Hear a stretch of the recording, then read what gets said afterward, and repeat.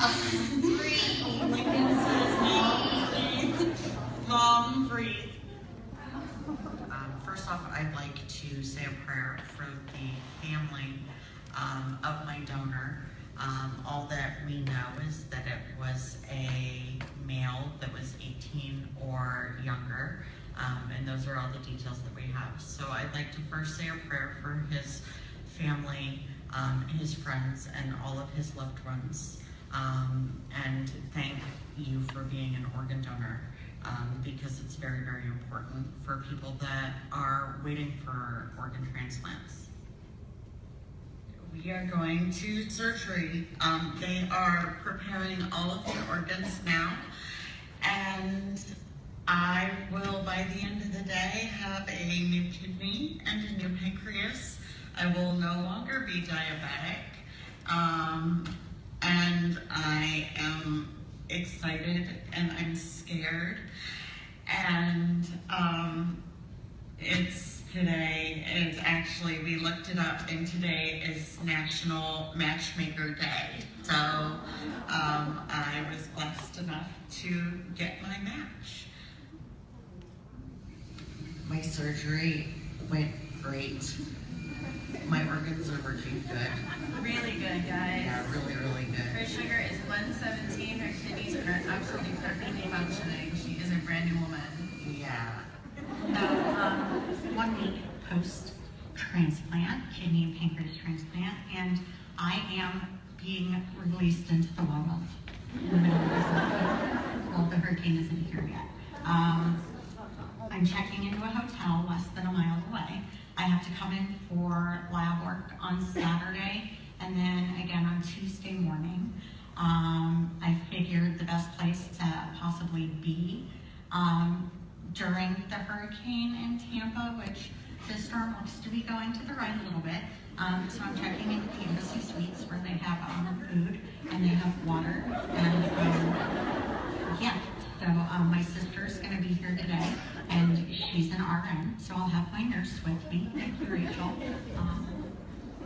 An update on a viral photo from Fort Myers showing a woman without electricity. The pink spray-painted sign you see there made the social media rounds days ago, reading, "Hot single female seeks sexy lineman to electrify her life."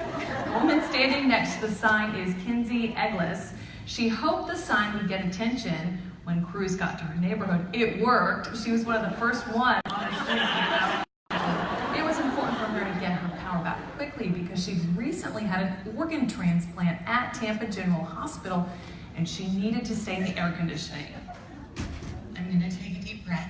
I am getting ready to meet my organ donor, Eli's mother, and we're going to be walking into Starbucks here shortly. I actually see them walking beside me. So I'm gonna give Heather my phone and the camera, and she said that I could go ahead and video our first meeting. She has her best friend with her, and she also has one of her daughters with her. So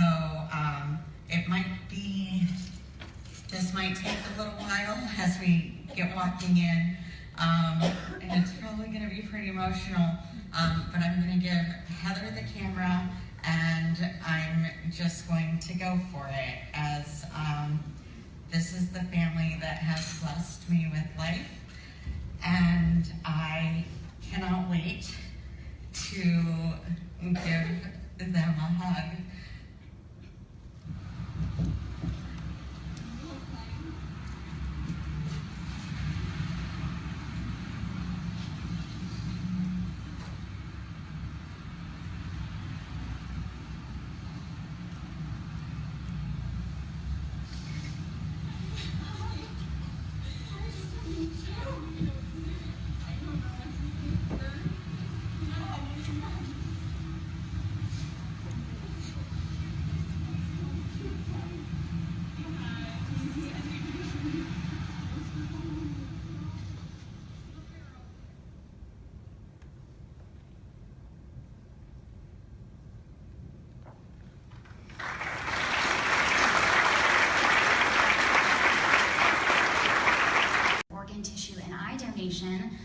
of those individuals alive today sitting right next to you. Can you just tell us a little bit about Eli? Absolutely. Well, first of all, I just wanted to start off with, our family didn't make the decision for Elijah to be an organ donor. We had an opportunity to sit down with him a few months before our incident happened with our family.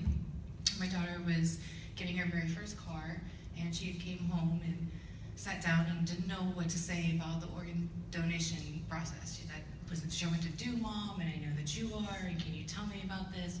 So we sat down on the back porch, and we were having a very serious conversation, and flying through the back door is my 15-year-old son, and he needed to know what we were talking about so seriously without him. And so we sat him down, he got in the conversation, and he just kind of jumped up real quick and went to walk in the back of the house, and he said, well, they're not taking anything of mine. And I was like, well, that's your decision to make, and of course, you know, you can, you know, that's yours, you own it. And he walks inside the house, and he stopped and very dramatically turned around, and he said, well, excuse me, well, they can have everything, but they can't have my penis. A comment every parent of a teenager in this room can appreciate, I'm sure. We laughed it off, and it was funny for us. And he went to go back inside, and he all but slammed the door and turned back around, and he came back out and he said, well, maybe they can have my penis so someone out there knows what a big penis is. And I can just tell you, he would be thrilled that I'm sharing a penis story right now. So we knew from that point on that he was very serious. He was the type of boy that would give you literally the shoes off his feet, which for his birthday, his last birthday, he was given the choice of having a birthday party or a certain amount of money to go out and spend, and he chose to go out and spend an obscene amount of money on shoes. And about 2 days after his birthday, and he'd going and getting all of these fancy shoes that he just absolutely had to have. If you have teenage kids, you know, like they're very important to your life. And 3 days later, I saw one of his friends walking down the street in these very expensive, fancy shoes. And I looked at him and I was like, well, what are you doing?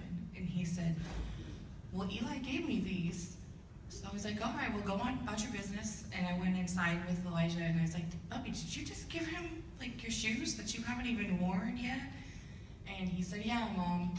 Yeah, they were teasing him about his shoes, and I gave him my shoes.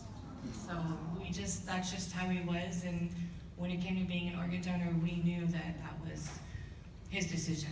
So we didn't actually have to make that decision. He made it for us. Well, he sounds like, from your comments, not only a full of personality young man, but obviously so generous and kind and big-hearted, and how appropriate that through the gifts of donation, we have Kinsey here with us today, who's alive because of the heroism and generosity of Eli. And so actually with that, Kinsey, I'm sure everyone was left on pins and needles in seeing the initial first in-person meeting Nikki and Kinsey had at that Starbucks location. So Kinsey, can you tell us a little bit about what was that, I'm sure, wide range of emotions like for you in that experience? It was scary.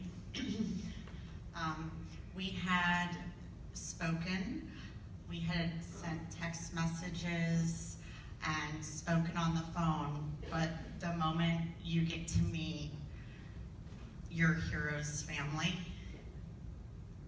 there aren't words to describe it. But when we met, it was like we had an immediate connection. There had been a lot of, I wouldn't say oddities along the way, but we're both from very small towns in Illinois that are right next door to each other. And our families had met at a high school reunion prior to us meeting. But when I got out of my car and I got a chance to give Nikki and her daughter KB a hug, there aren't even words to say thank you. there are no words to describe the feeling, but I felt at home, like my family had been extended, and to this day I feel the exact same way. We talk to each other on the phone or text message probably every single day. If we go 2 to 3 days without speaking to each other, that next text message is always like, oh my gosh, are you okay? We try to get together as often as possible. She lives in the Tampa area and I live in Fort Myers. I still come back and forth to Tampa General Hospital to see my doctors, even though my health is doing amazing. I like to say that I have the best kidney and pancreas in the entire world. Absolutely. Yes. And I am just so blessed to be able to have not only been given the gift of life through organ donation, but I've also gained a family. Nikki's daughter Kaylee is sitting in the audience right now, and about a month and a half ago, I came up. She needed Kinsey time, so we went and got manicures and pedicures. We went out for pizza and had a slumber party, and it was absolutely amazing.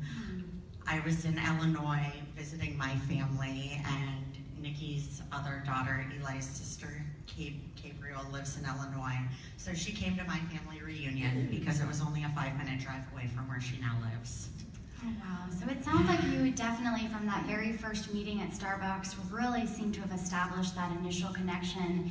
And actually, to use your words, Kinsey, about feeling at home, Nikki, I understand that months following y'all's meeting at Starbucks, you actually had an opportunity for Kinsey to come home, to your home. And I will let you phrase that accordingly, because I know you have a great way of summarizing how that was in regards to having a piece of Eli home with you.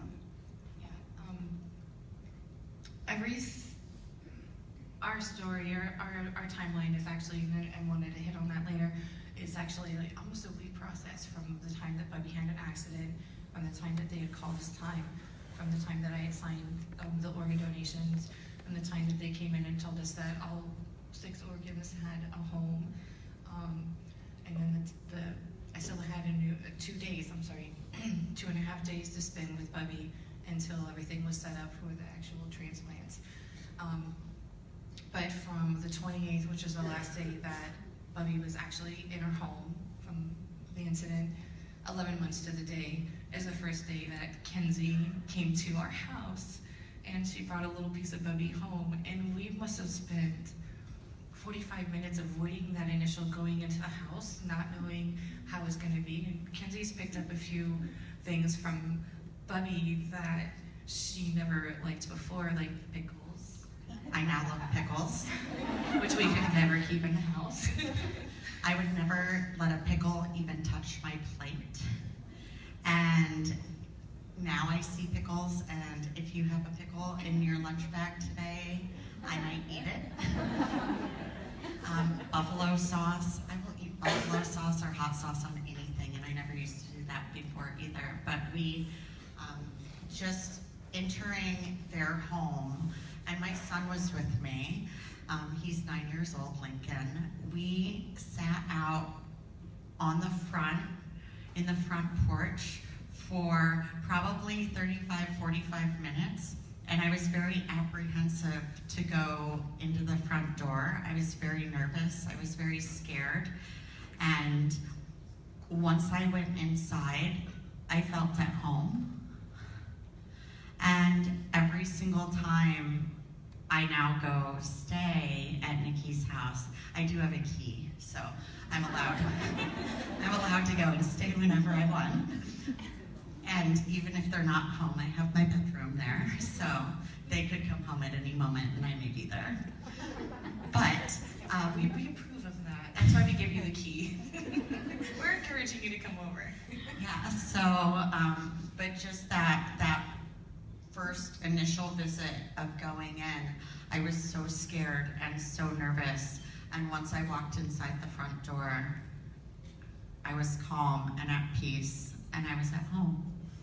I think I was the same way. Like we talked about clouds in the sky. I mean, she's standing on my front porch, and she's our I'm gonna say earlier, but she's our typhoon.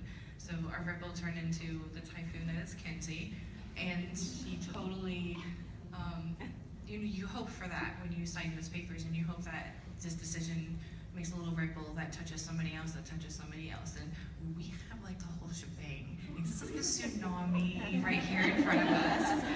I've called her the fabulous Kenzie from the very start, and like we haven't really come up with terms. I just decided to call her, she's my boyfriend. She's a part of my boy, and she's definitely my friend, so she's my boyfriend.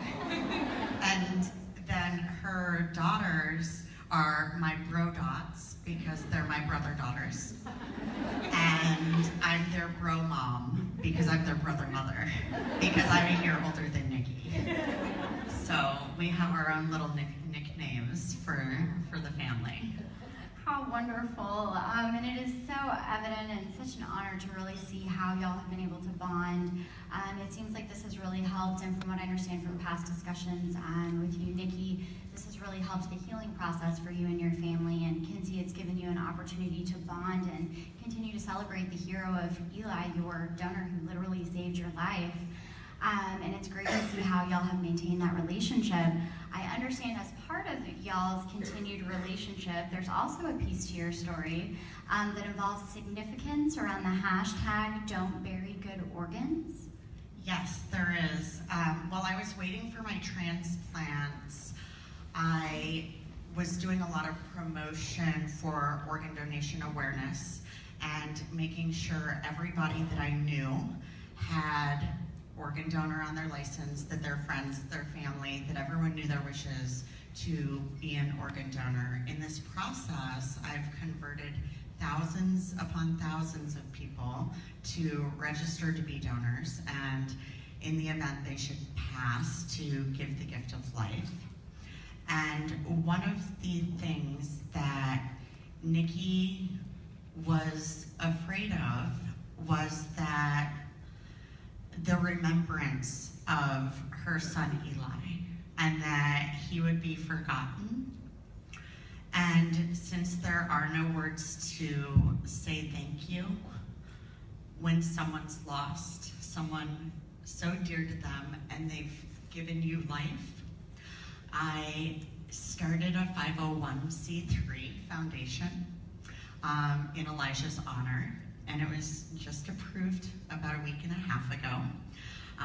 The name of the foundation is Don't Bury Good Organs. And once I created this hashtag, all of a sudden, after my transplants and after getting to know the family, I get a text message from Nikki's daughter, and it's a tattoo across her shoulder, and it's my hashtag in organ donor green, and it says Don't Bury Good Organs. And it's beautiful, and now we're all getting the tattoo. We're all getting the same tattoo. Stay tuned. So Again, yes, who's interested stay to see tuned how for that is tattoo documented, pictures. definitely visit Yeah. Kinsey or Nikki's Facebook pages. They are wonderful about keeping things up to date. Yeah, we try to promote organ donation. Don't be a donor is one of the things, and Nikki can explain don't be a donor a little bit better than I can. We spent a couple weeks running around and talking to people, asking them if they were organ donors, and if they weren't organ donors, what made them make that choice to not be an organ donor.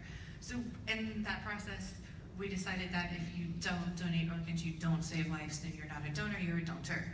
So we call everybody who doesn't want to save a life or be a hero or anything, we call them donors. So if you don't have the little heart on your ID, or if you just say no, then we're like, oh, you're a donor, and we'll convert you. Just stay here a little bit longer and listen to our story. So So we're definitely all about, we're not shy by any means. Like if you are pulling out your ID for anything at all, I'm literally looking over your shoulder and making sure you're an organ donor. And I then will guide you to Bubby's Facebook page, 6 is greater than 21, or hashtag don't bury good organs. So. Yeah, and we have the Don't Bury Good Organs Incorporated Facebook page. My journey can be found at Kinsey's Kidney Pancreas Transplant Journey, both on Facebook and YouTube. We have a lot of events coming up, which LifeLink is also going to be a part of, promoting organ donation through our foundation in honor of Eli, Don't Bury Good Organs, which is the only way that I have found to be able to say thank you. There are no words. There are no words and there are no gifts. There are not enough hugs in the world to thank somebody for giving you the gift of life. I love you. And every time we get together, we do this, and I always, we just got to the point where I just told her, I'm not crying, you're crying. But then she cries, and it makes me cry, so. But I just wanted to hit on that, because I've already said, like, we have called, when we originally sat down to sign our papers for Bubby to be an organ donor, we had sat down, and it was a really, like, really wanted to focus on the impact that this was going to have on other people. And we never really thought about the impact that it would have on us. We really didn't expect to meet anybody or anything for a while. And we just kind of, if it happens down the road, but we're very unconventional and we cheated. So I actually met Kinsey. We met on Facebook. She was recovering from her transplant. And that's So in today's era, obviously we acknowledge with social media that is a natural factor of today's environment. And yes, they did meet in the non-traditional fashion. At LifeLink, we do typically encourage all donor, family, and recipient communications to be facilitated through us, just so that we can ensure everyone's on the same page and we're respecting everyone's confidentiality and also different points of healing in the process. But as you can clearly see evidence today in this case, it worked out well, and y'all have established such an amazing, inspiring relationship that really just not only seems to be so positive for both of you, but what a great way to continue to celebrate Eli's memory. And Kinsey, thank you so much for your words of thanks. And I also understand, Nikki, that you were hoping for the opportunity, that you had your own words of thanks that you wanted to share. because I've grown right now. Okay. I understand that a lot of the people out here are critical care nurses, and for the few times that I had sat back and was really interrogating people of their status of being an organ donor or not an organ donor, one of the major things that we heard from people was that once you become an organ donor, the nurses will stop and the doctors will stop, because now you're just organs to save someone else's life. So the care stops and the medical stops. And I made a Facebook Live post, and I wanted to hit on that because it's very taboo, and people really do think that that is the situation, and it just really wasn't for us. And I haven't spoke to anybody who could say different than what our story was. Everybody, I was always kind of around the same line. There wasn't a time that I believed that Elijah wasn't going to walk out of that hospital room. He was cared for, the staff and the nurses cared for Bubby in a way that gave me the opportunity that I could just sit there and love him. As a mom or a loved one, watching something like this happen that's out of your control, you really want to do everything that you can. You want to, you're fixing the sheets 5 million times. You're fluffing the pillow, you're doing all these things, and you don't realize how much the staff is doing, so that you can just focus on your moments and having those moments and sharing memories and having that time. And I just wanted to say thank you, because I don't know that you hear it enough, but it definitely changed our family's life. My daughter is considering getting into critical care nursing just because of the way that Elijah was treated. And I don't even just want to say professionally, I want to say with love. When the nurses came in, they would change his medications, they would touch his hand, and they would talk to him, and they would tell him what they were doing.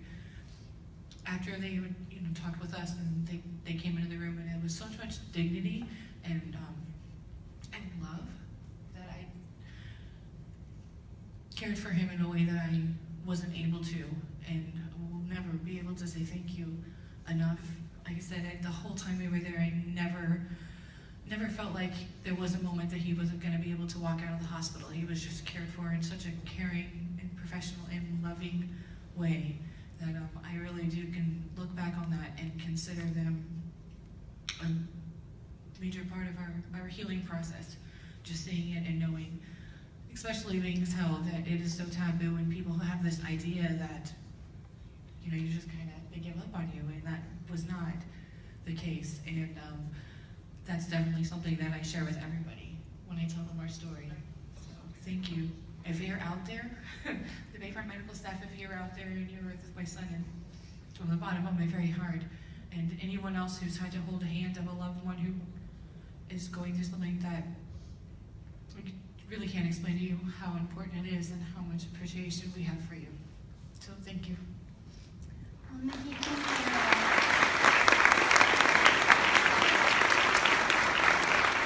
Thank you so much for putting so eloquently into words. What a great note, I think, for us to end on today. In that, with all of you being here in the room today, we realize, recognize, and appreciate your continued efforts to help improve and promote the donation process and experiences for our donor families in your hospitals.